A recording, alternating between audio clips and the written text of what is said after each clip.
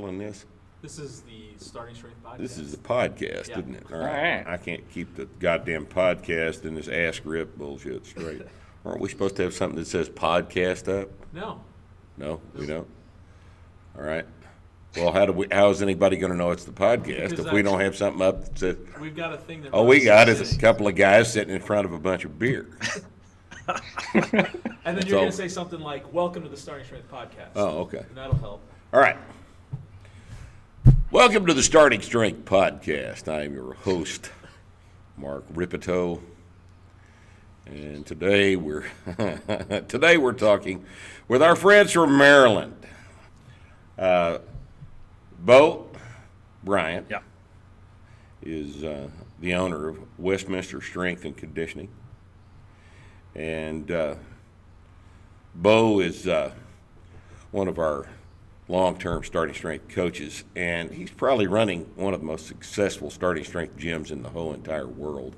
I know it's more successful than ours here in Wichita Falls. And Beau, who you got with you there? I'm sitting with Eric Shugars. Eric is one of our starting strength coaches. So we're going to talk about where Eric came from. We're going to talk about where you came from. And by come from, I mean, what the hell got you into this strength training deal as a business? But first, look at all that beer. Yeah.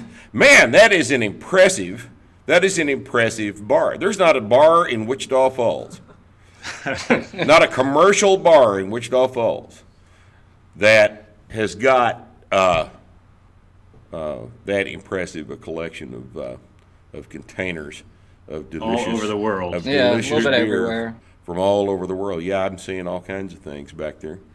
Those of us watching the podcast, I don't know how much of that's going to be a focus on the.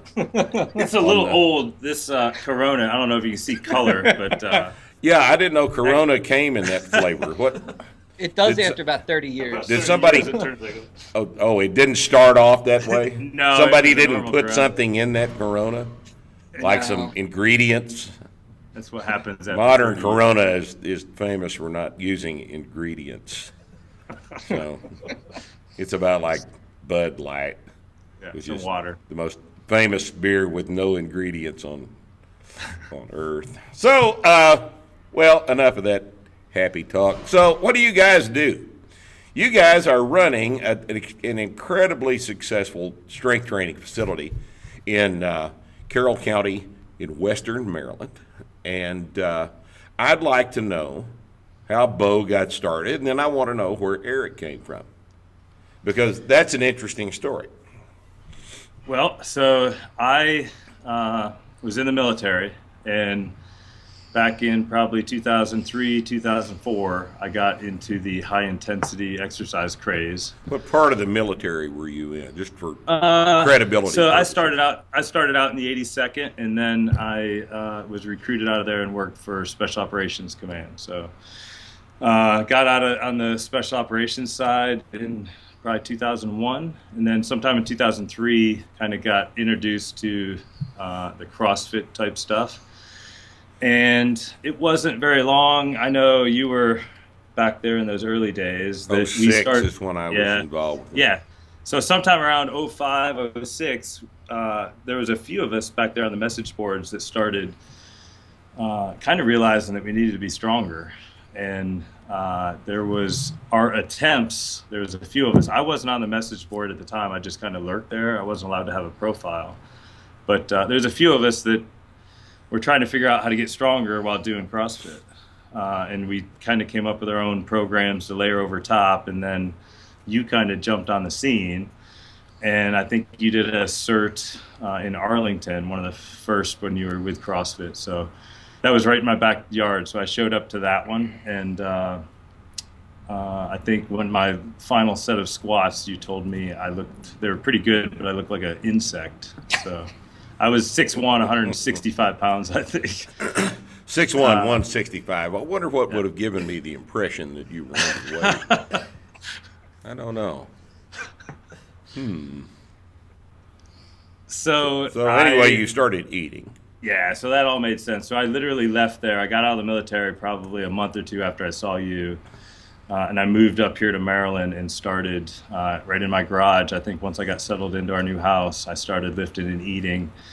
I think it's somewhere around 7 months. I went to 245, somewhere in there, and then started tapering off of my linear progression.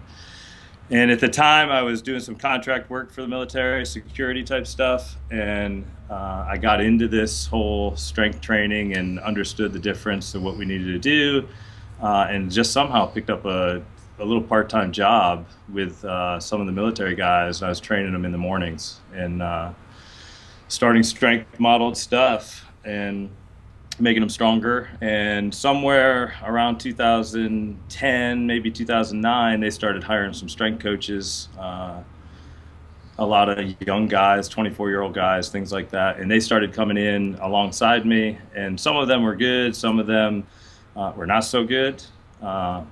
And it was kind of a rough environment. I remember talking to you back then. This was probably 2010 at the second cert I went to once you turned it into past some coaches stuff and left CrossFit. And you said it was a fight that I was going to lose at that job. So anyway, around 2010, 2011, I quit doing that and just opened up this gym in Carroll County solely.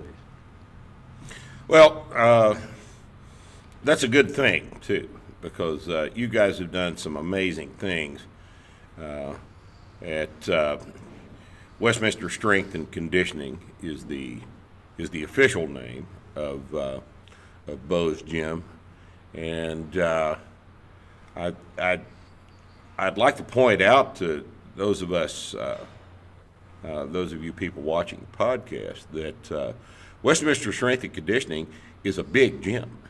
It's a very big, very successful gym. They have made inroads into a lot of different areas in Western Maryland's school system, into public service, and really have done quite a bit in the way of selling strength training as a product to a bunch of people who previously have been real hard-headed about not accepting these basic facts. And we're going to talk to Beau later about exactly how he's done that. But I'd like to stay with our current discussion a while. Beau, what does a former Special Forces guy bring to strength and conditioning?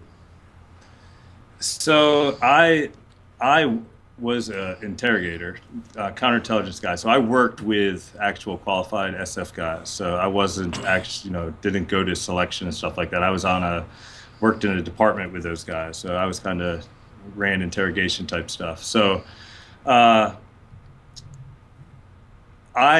was pretty clear that the cardio based, the running that I used to do in the 82nd and all that stuff, my first trip to Iraq, it was pretty clear that strength was a huge factor that we were lacking, that I was lacking at least. I mean, my pack, things that I was carrying at the time in Ramadi was, I don't know, I probably had a 70-pound pack plus body armor and all that stuff for 3 or 4 days at a time. So it was an enormous strength event right away. It wasn't. Isn't it amazing how the powers that be don't seem to understand that 100 pounds of kit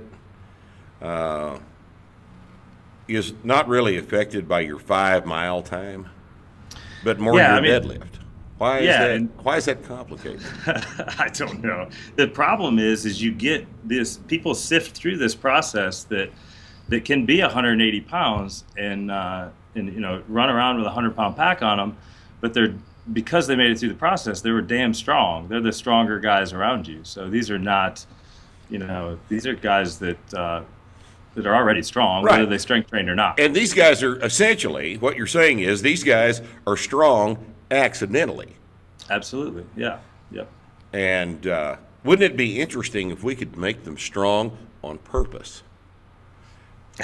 Maybe more of them would get through that actually belonged in the situation. Are you still, and I don't know if this is current or not, are you still driving down to DC on a when did you quit doing that? Tell us about that job. so when I first opened up, I worked really 3 jobs. I strength trained Army guys in the morning for a couple hours, and then I would stay at a security job and work in a cubicle, basically a defense contracting job for 8 hours. And then I would drive home, and when we opened the gym up here in Carroll, I'd drive an hour back and train people in the evening. And I did that for the first year and a half while I saved enough money to keep buying equipment and stuff.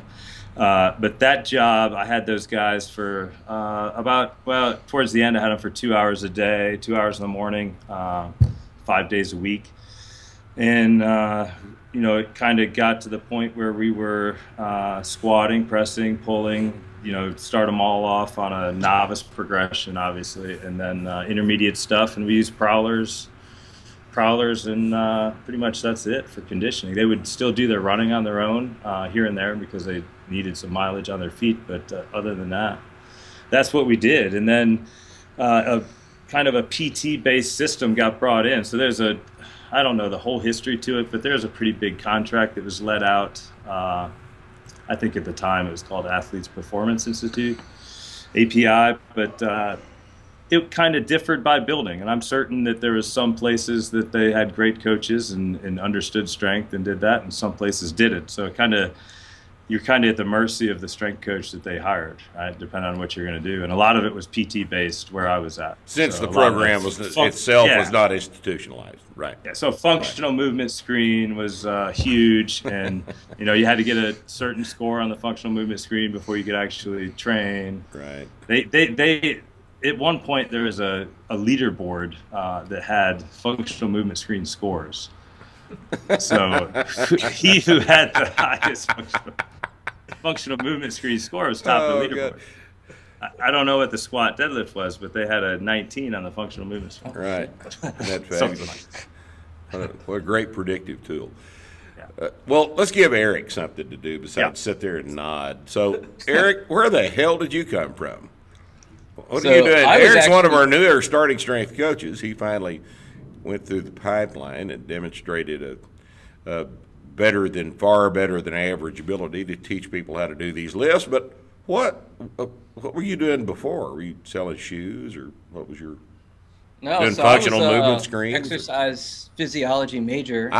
You were doing functional movement screens, weren't you? Yeah, from what I actually learned from school, that was about it.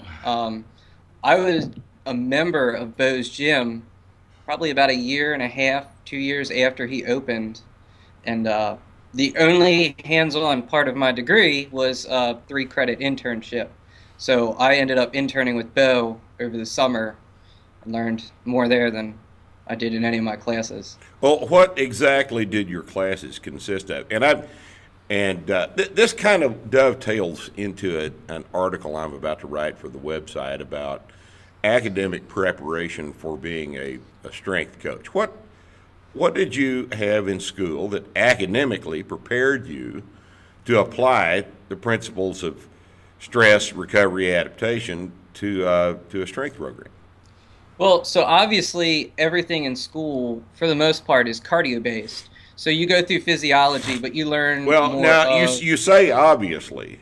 Okay. But that's not obvious to it's obvious to the three of us. But it's obvious to Nick too. I can't leave him out of the discussion. Nick understands this, but the typical person watching this podcast may not actually understand that in a formal exercise physiology program, 97% of the time, and that may be a little conservative, exercise is measured in minutes. Right, or METs. Yeah. And it's funny how they can look at the idea of stress recovery adaptation and then completely miss its application. Mm-hmm. So I had a physiology background. That's sort of like my specialty with my degree. And every single lab we did was cardio-based. We ran a metabolic cart. We did some body fat testing using calipers, which is kind of useless anyway. We learned how to do blood pressure while someone was riding a bike, stuff like that. You learned ACSM. Right, clinical exercise stuff. Right. at no point did we actually do anything hands-on, besides maybe hit the up button on the treadmill to make the person run faster. Did you have a barbell, anything with a barbell? No. So our equipment was old Nautilus machines from the 70s or 80s. They were probably passed down from the football team. Even so our squats, your scare quotes that we did, we had to learn to do squats on a cable crossover, holding the handles in front of us, which pulled the person forward. And that was the only way we were allowed to do free weight squats. Free weight squats. Yeah. I don't even know what that is. So that and once again, the people listening to this are going to have a difficult time understanding this. So let's just go back over this one more time. Your program, your exercise physiology program, assumes that exercise means jogging. Of course. Is that right? Right. Is that a fair characterization? Exactly. Exercise is jogging. Yeah. Well, all right, that's fine. And as a result of that, how valuable precisely has your degree been in terms of applying what you learned there to actually getting people strong at Westminster Strength and Conditioning? Well, the actual application, it basically means nothing.